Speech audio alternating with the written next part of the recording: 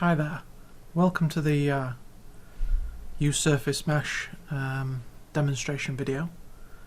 I've already sculpted the landscape here and applied a landscape material. So we've got just raised the land up a little bit, and normally this is where you would have cliffs, rocky areas on your landscape, and this is to demonstrate that how you can create vertical rocks where the landscape would not normally be able to go as vertical without a lot of stretching. Even with world aligned textures, the stretching becomes too much, so the plugin will actually be able to create vertical rocks for you. So one of the first things that we need to do is set up the collision channels inside of our project to work with the USurfaceMesh plugin. So what we need to do is go to Edit and then Project Settings, and then go to at the Engine section and then Collision, and then under Trace Channels we need to go New Trace Channel, and then the first one that we're going to add is, first of all, in capitals, so it's USM, so that's USurfaceMesh, so USM Project with a capital P, and we'll set that to block. And then we'll add another, we'll set that one to USM Remove, and then we'll set that one to block, and another one, and set that one to USM Occlude, and we'll also block that one. So we'll first of all go over to search classes, and we'll type in USurf, and then that'll come up with USurfaceMesh Grid. So this is the main actor of the plugin. So if we drag this into the level, then we'll now get a panel that shows up. Now this shows, as it shows the top, the right, left and bottom of the actual plugin, which the top faces along the x-axis. So if we change the rotate tool with the E on the keyboard, then we can rotate that now, and then rotate it into position. And what we want to do is position it so that when it projects, it's going to project along its z-axis onto the floor. So the blue arrow underneath shows how it's going to project onto the landscape. So once in position, then we now get to change the mesh settings. So if we come down to mesh settings and we change the dimension scale, we can change it so that it's a size of 2 and go back to 1. We can also show that the mesh is actually made up of grid quads. So if we choose Create Mesh, change to wireframe mode, here the grid size is 5 left, so from the center it'll create 5 quads left, and then on the right it'll be 5 quads right, and then top and then bottom. So if we want to change these, we can just change them.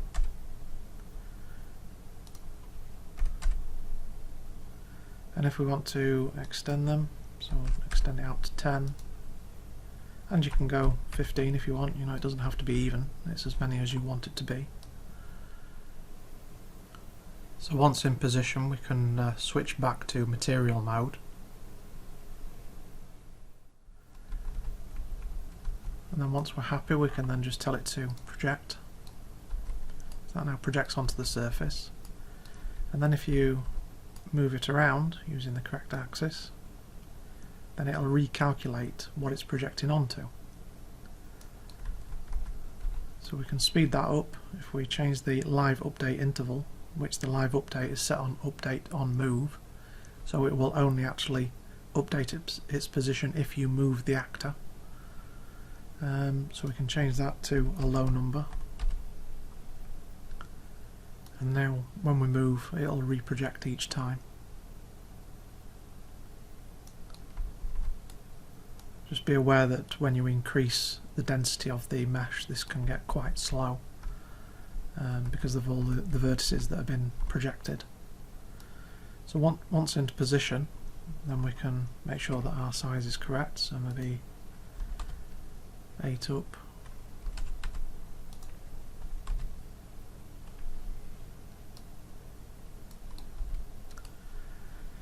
Right, so once we've done that, we can then go down to applying some height. So that is in the settings section.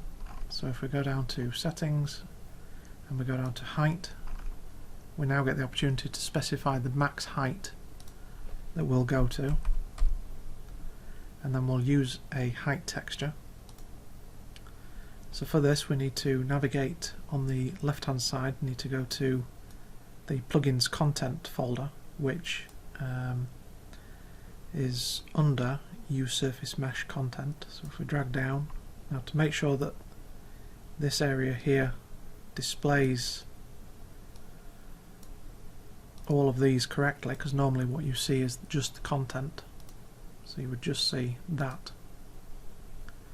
As you need to make sure that in view options you have show engine content turned on and show plugin content. So then once we've got that, we go down to USurfaceMesh content, and then we'll go down to height maps. So now what I normally do actually is, because we need to keep going back to this folder and the content that is here. So I will just right click on USurfaceMesh content and then choose add to favorites, which I've already added it to favorites, so that's why it says remove from favorites. And you can also set a colour as well. So at least now in the favorites section, oops,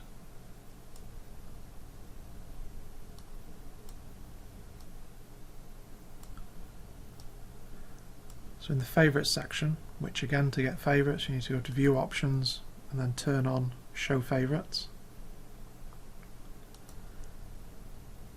So when you are normally in your content folder here, you can just now click USurfaceMesh and that'll get you straight back to the content folder. So once we've got that, we can go to height maps, and then now what we'll choose is one of these eroded walls. So maybe choose this one. So we'll place that into the height texture slot. So that will cause the surface to now displace using that height texture. And we can increase the height with this amount, with the max height. And we also now get the opportunity to change the complexity of the mesh. So if we switch back to wireframe mode, we can see that it's a fairly low dense mesh. In fact, if we go to mesh settings, we can see that the total number of polygons is 900. So if we increase the complexity to 2, what this will do is subdivide the grid. So we will end up subdividing each quad area into 2, which will then create 4 quads. So if we keep increasing that amount, then we can get to, so if we switch back to 1, we can see that, then switch back to a higher number, then we can see that the density increases, so therefore the detail increases. Now these edges that are here on the edge that are raised up, they are because inside the texture the white area, which goes to the max height value, and the black area, which goes to the min height area, there is all the way to the edge. So this is so that you can actually link and attach multiple USurfaceMesh actors together. So for now, what we're going to do is we're going to actually flatten out the edges. So we close the height area, go down to flatten, and then in this section we've got flatten left, right, top and bottom. So we can choose which side we're going to flatten. If you're unsure, you can always choose to turn off the create mesh, which will then show you which side is which. So for this one we're going to flatten the left.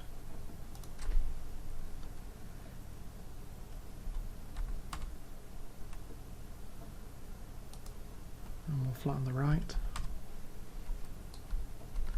So that now flattens them both down. Now a value of 1 would flatten all the way into the centre, whereas a value of half will go halfway. So once we're happy with that, we still get the opportunity to rotate the actor around, and this will rebuild the mesh and calculate the normals. If we want to change the height, then we just go back to height, change that. If we want to make it so that the texture is not as the peaks and the troughs are not as deep as they are in the texture, then we can always change the height texture's contrast using the contrast value here. So if we decrease the contrast, we make the texture much more milky. So if we change that to 0.6, so that causes the trophy areas which are black to come out. So if we change that to 0.75, that makes them deeper. We'll change it to 0.5, that'll make it come out even more. So maybe 0.6 is correct. Now another thing we can do is we can change how deep the actual vertices go into the landscape, or any other mesh that it's projected onto. And what we do here is we have two sections. One is shift before and shift after. Shift before means the shift along the projection vector before we remove any polygons. So if we specify -5, that will now push it underneath the landscape. And then what we can do is we can now turn on remove polygons, which then works out that each polygon is underneath the landscape. The ones that have been removed are underneath the landscape, which at the moment the landscape has a world displacement on it. So therefore that's why you can still see the polygon, whereas in the landscape material, if I go to this and turn off the displacement, then we can see what it's doing, which this is the texture that is being applied to the landscape. So the displacement scale will set to 0, and then we'll come down to displacement offset of set that to 0, and also the displacement multiplier. So therefore now we can see from the mesh is that each one of the polygons is sat underneath the landscape.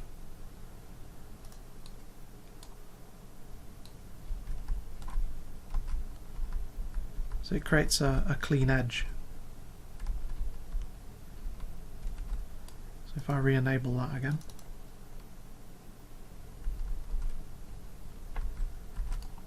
so now what we want to do is change another value, and that is that if we want it to go underneath the landscape again, then we can also change the shift after. So this is the shift that will be applied after polygons have been removed.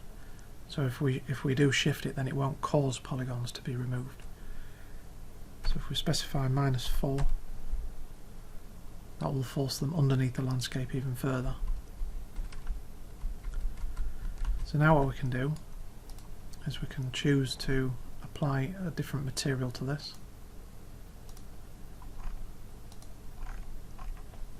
So I've already created a material here, so that is in materials,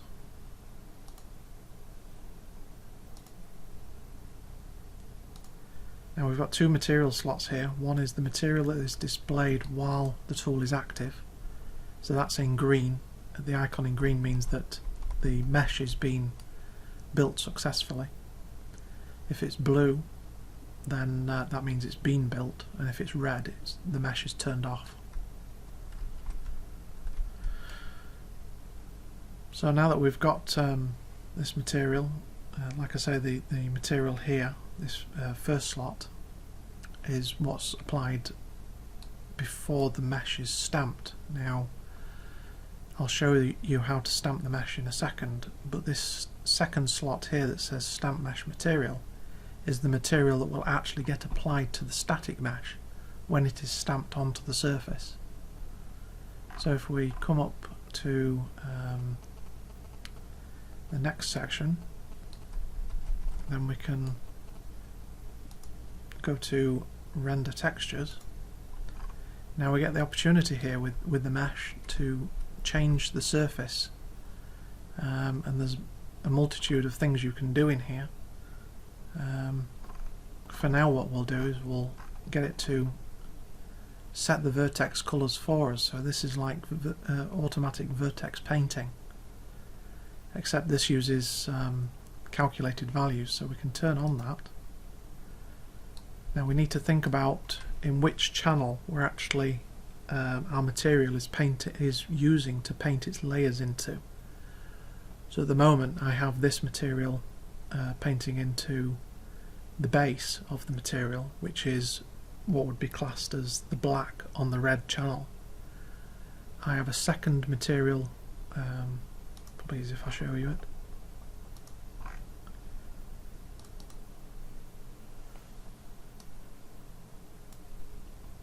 So our first texture that's applied when the red channel's vertices are black is layer 1, and that is that material. So when the red channel is white, then layer 2 is displayed, which is a different texture, a different material. And then if you're painting into the green channel, then layer 3 will be displayed.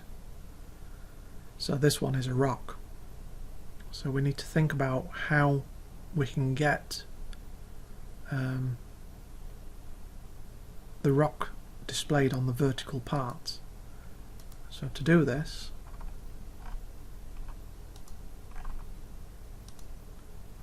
we go to set the vertex colours. So what we need to do is we need to keep this material that's here, we need to be painting black into the red channel. So we'll first of all paint black into there, and then for the green channel, which is the rock, we need to paint that, but we need to paint it with the surface angle. Now the surface angle, its values are specified up here, and what we're doing here is we're selecting what is this surface angle. So at the moment we want to select surfaces that are 90 degrees compared to the vertical z-axis in the world. So then what we change is the surface angle range. So once we've selected everything that is horizontal to the surface, everything that's coming away from the surface, is we then have a range of fall off. So everything that's 60 degrees either way from that angle coming away from the surface, that will dissipate from white round to black. So therefore it's like a fall off really. So we specify 90 and then specify a fall off of 60. And then the other thing we can do as well is inside the material we have a setting that can use the alpha channel, in fact it can use any channel you want, to flatten the displacement towards the edge so that the surface always remains smooth and flat towards the edge. So to do that, what we need to do is change the vertex alpha color to be using an edge distance. So this is the distance of each vertex from its nearest edge. So then what we can do is go to render textures, let it calculate. So now we've painted the rock only on the vertical parts of the mesh. And of course you can change them values to change how it gets painted. So once we've got this set up as we want it, then we now need to stamp the mesh to the surface as a static mesh. So we'll collapse that section, go to stamp mesh. So now in here we first of all choose the LOD group that we want to apply, and then we choose the location inside of the content browser where we want the mesh to actually be placed into. So we'll change this to a folder of your choosing. Now the next section says that we can name our mesh. So we've got a mesh name, and the method that we're using to name the mesh is a name with a number. So we can have name and random name. So for this, name with number means that we'll name it surface mesh, but we'll append a number to the end that is unique to this mesh. If we just change it to name, then we will try to name it exactly surface mesh with no number. And if we change it to random name, then we'll just choose a random name, and this mesh name won't be used. So for this one we'll go name with number. We'll call it surface mesh. And so now we choose stamp mesh and let it calculate.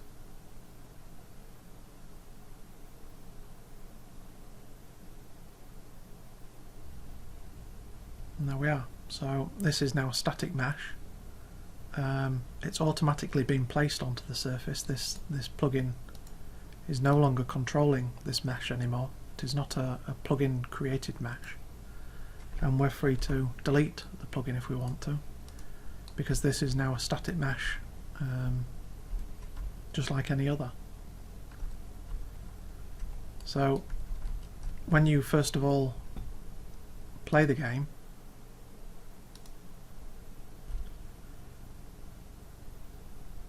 it just reacts like any other static mesh, and you're now free to walk on it.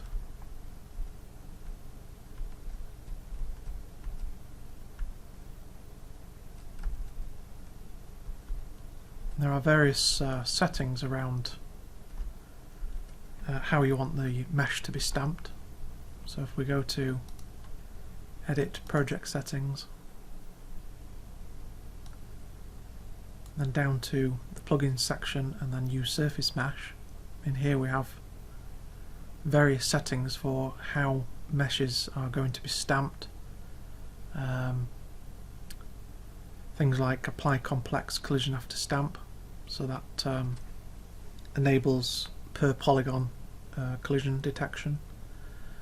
There is another section where you can add creation details, so every setting that was within the plugin that was used to generate that mesh is saved into the mesh, which I'll demonstrate soon.